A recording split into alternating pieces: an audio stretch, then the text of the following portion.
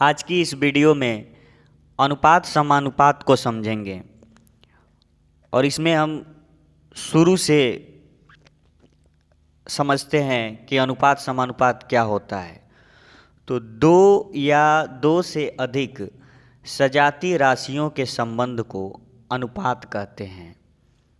जैसे अगर कोई घोल 10 लीटर का घोल हो,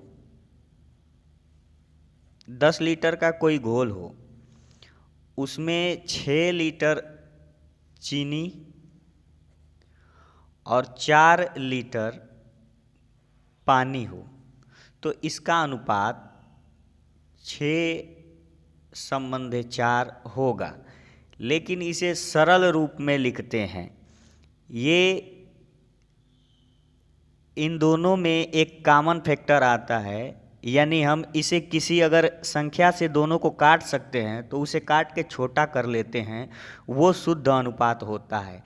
जैसे इसे हम 2 से काट देंगे तो ये 3 हो जाएगा और ये 2 से कटेगा तो 2 हो जाएगा। तो चीनी और पानी का अनुपात इस 10 लीटर के घोल में 3:2 का है। अब दो या दो से अधिक सजातीय राशियों के संबंध को अनुपात कहते हैं। तो अगर 2 से अधिक कहीं राशियां आती हैं तो वो जैसे किसी कमरे की लंबाई 12 मीटर, चौड़ाई 10 मीटर और ऊंचाई 8 मीटर, यहाँ 2 से अधिक सजातीय राशियां आई हैं तो इनका अनुपात 12, 10 और 8 होगा। यानी लंबाई, चौड़ाई और ऊंचाई का अनुपात 12, 10 और 8 होगा। लेकिन यहाँ भी ये शुद्ध अनुपात नहीं है, क्योंकि ये सभी तीनों नंबर किसी न किसी संख्या से कट सकती हैं। तो हम इसे काट के वहाँ तक छोटा करते हैं जहाँ से फिर किसी संख्या से वो तीनों ना कटे। तो इसे हम 2 से डिवाइड कर सकते हैं।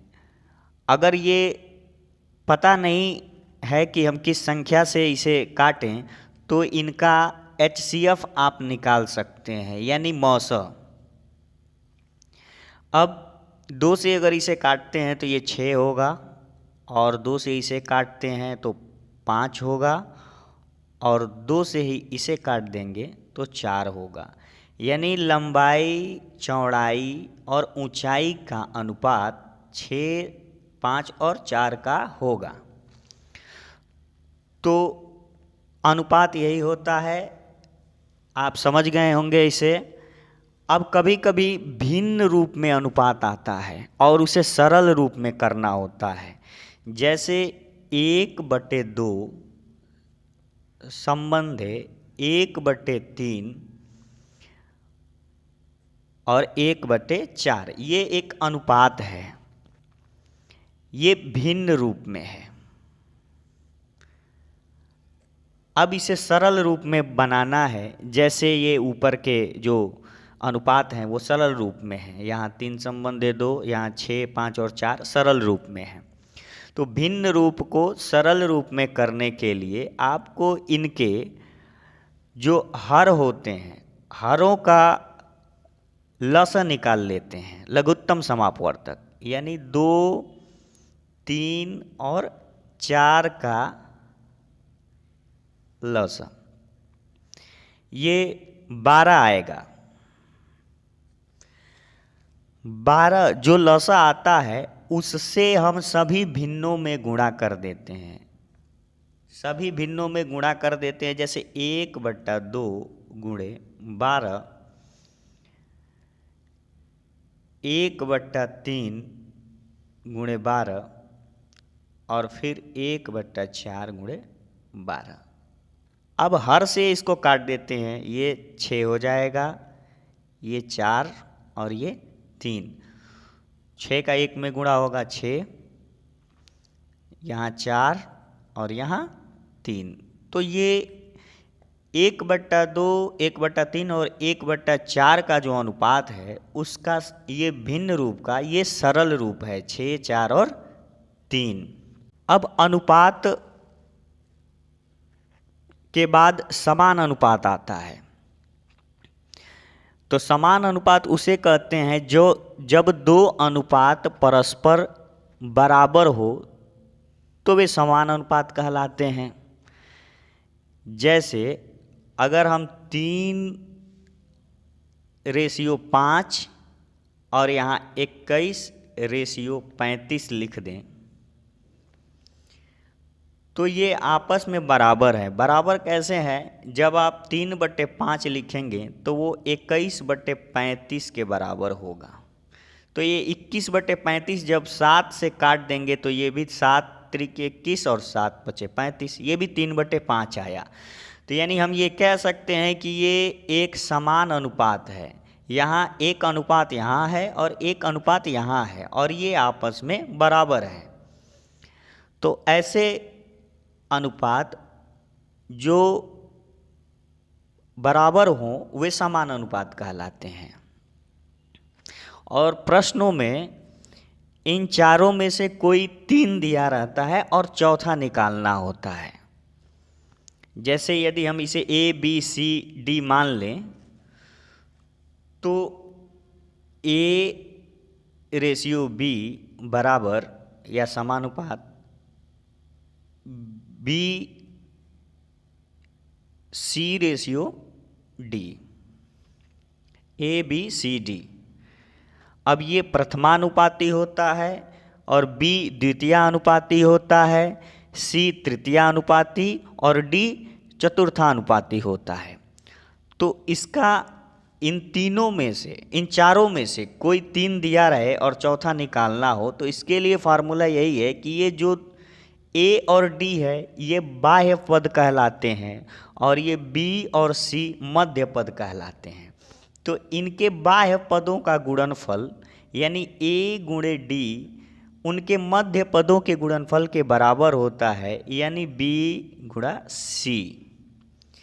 ये आपस में बराबर होते हैं। जैसे आप उदाहरण के तौर पे हम इसे लिखते हैं तो 3 गुणा 35 ये बराबर होगा 5 गुणा 21 के।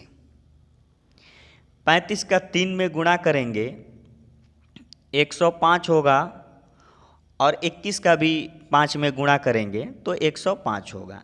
इसलिए हम इन चारों संख्याएं जो अनुपात में हैं, समानुपात में,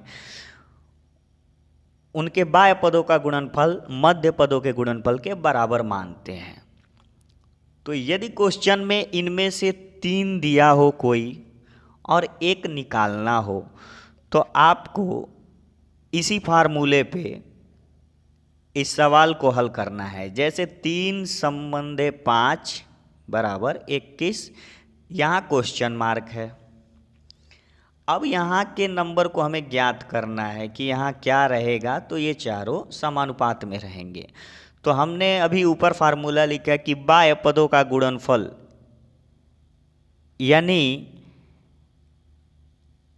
A का गुणा D से करेंगे तो 3 का गुणा क्वेश्चन मार्क से और 5 का गुणा 21 से। अब जिस नंबर को ज्ञात करना है यानी क्वेश्चन मार्क को हमें ज्ञात करना है, तो क्वेश्चन मार्क के पास जो संख्या होती है गुणा के रूप में, उसी से हम डिवाइड कर देंगे इस पक्ष में तो हमें आंसर मिल जाएगा। यानी 3 से 21 को काट देंगे 7 आएगा और 7 का गुणा 5 में करेंगे तो 35 मिल जाएगा। तो कोई भी संख्या अगर पूछती है तो इसी फार्मूले पे चलेंगे और क्वेश्चन मार्क के पास जो संख्या होगी उससे भाग दे देंगे, आंसर प्राप्त हो जाएगा। समान अनुपाती आप समझ गए होंगे। अब कभी कभी ऐसा प्रश्न भी आता है जिसमें 2 संख्या दी रहेगी और उसका मध्य अनुपाती ज्ञात करना होगा। जैसे 9 और 25 का मध्य अनुपाती,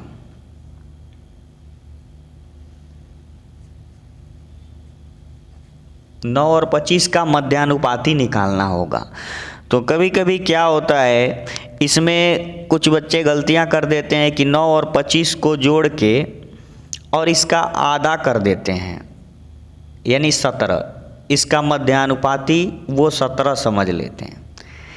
जैसे उन्हें लगता है कि 9 में 8 जोड़ेंगे 17 आएगा और 17 में 8 जोड़ देंगे 25 आ जाएगा, जबकि अनुपात के लिए आपको एक बार इस तरह से लिख के और चेक कर लेना होगा कि क्या ये दोनों आपस में बराबर हैं, और यदि बराबर नहीं है तो आपका ये आंसर गलत है, और यदि बराबर हैं तो फिर सही है। तो इस तरह से देखा जाए तो 17 बराबर नहीं हो रहा है, तो ये 17 यहाँ आंसर नहीं होगा। यहाँ आंसर 15 होगा। 9 और 25 का मध्यानुपाती 15 होगा। अगर हम इसे चेक करना चाहें तो 9/15 और 15/25 कर लेंगे। यहाँ 3 से भाग देते हैं तो 3 और ये 5, और यहाँ 5 से भाग देंगे तो 3 और ये 5, ये 3/5, इधर भी 3/5, इसलिए ये बराबर है, तो इसका आंसर 15 होगा। इसे ज्ञात करने के लिए जैसे अगर 3 संख्याएं A, B और C हो और 2 संख्या A और C आपको दिया हो, तीसरी ज्ञात करनी हो, यानी इसे ही मध्यानुपाती कहते हैं, तो ये B बराबर अंडर रूट में A इंटू C होता है। तो हम इस 15 को निकालने के लिए यानी मध्यानुपाती निकालने के लिए हम अंडर रूट में 9 का गुणा 25 से करेंगे, तो 25 और 9 का गुणा 225 होता है, और 225 का स्क्वायर रूट 15 हो जाएगा। इस तरह से आपको फाइंड करना है। अब कुछ प्रश्न देख लेते हैं, 1-2 अनुपात से संबंधित। जैसे 17:19 के प्रत्येक पद में क्या घटाएं कि अनुपात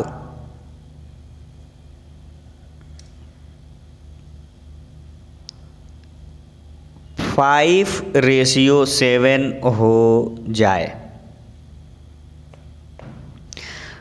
तो यहाँ तो आसानी से दिख रहा है कि हम 12 घटा देंगे इसमें से, प्रत्येक पद में 12 घटा देने से यहाँ 12 घटेगा 5 आ जाएगा, और यहाँ 12 घटेगा 7 आ जाएगा। ये आसानी से दिख रहा है, पर ये ट्रिक प्रत्येक सवाल में नहीं यूज करते हैं। हम अगले सवाल एक और देख लेते हैं जिसमें हम उसे समझा देंगे। जैसे 3:5 में क्या जोड़ें कि अनुपात 2:3 हो जाए। अब यहाँ क्या जोड़ सकते हैं कि ये 2 और 3 हो जाए? ये खुद ही ज़्यादा है, इसमें तो घटाना पड़ेगा अगर ऊपर वाले क्वेश्चन की तरह से हल करते हैं तो इसीलिए इसमें हम बेसिक फार्मूला आपको बता दे रहे हैं, जिसका यूज आप ऐसे अनुपात के किसी भी सवालों में कर सकते हैं। मान लीजिए आप प्रत्येक पद में x घटाएंगे, यानी यहाँ जोड़ना है, प्रत्येक पद में x जोड़ेंगे तो यानी 3 + x, और चूँकि ये प्रत्येक पद में जोड़ना है इसलिए यहाँ 5 + x, ये अनुपात है। ये अब x जोड़ने पे ये बन गया किस रेशियो में? 2 और 3 के रेशियो में हमें करना है। तो अब इसे भिन्न रूप में लिख लेते हैं। भिन्न रूप में यानी 3 + x बटे 5 + x बराबर 2/3। अब इसका तिर्यक गुणा कर लेते हैं। 3 से 3 में गुणा होगा 9, और 3 से x में गुणा होगा 3x, बराबर 2 से 5 में गुणा करेंगे 10 और 2 से x में गुणा करेंगे 2x। अब नेक्स्ट स्टेप में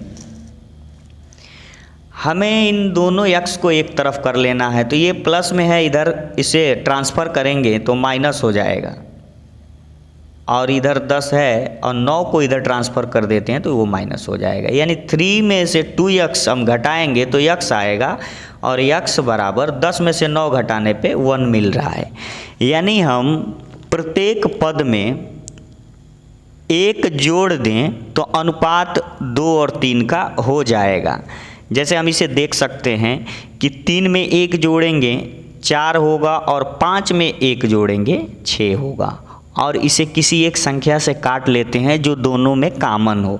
तो 2 से दोनों कट जाएगी, तो 2 से ये 4 कटेगी 2 होगा, और 2 से ये 6 कटेगा 3 होगा। तो इसका आंसर 1 होगा।